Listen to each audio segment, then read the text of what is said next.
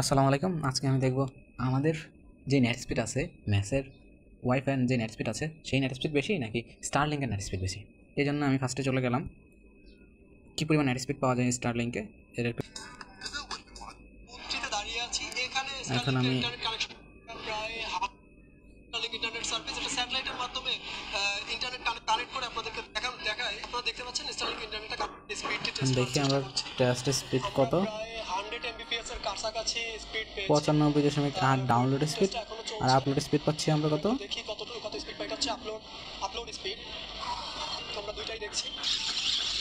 দর্শক, আমরা স্টারলিংকের ইন্টারনেটের স্পিড টেস্টে যে ফলাফলটি পেলাম সেটি হচ্ছে এখানে আপলোড স্পিড আমরা যেটি দেখছি সেটা হচ্ছে 18.67 এবং ডাউনলোড স্পিড 95.78 বা 95.78।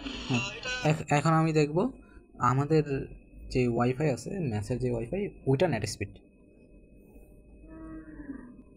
আমি ওকলা দিয়ে টেস্ট করলাম,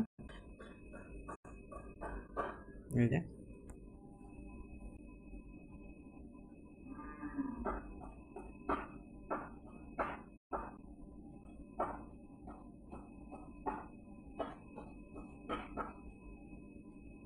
যে আমি ডাউনলোড স্পিড পাচ্ছি 93.6 আর আপলোড স্পিড পাচ্ছি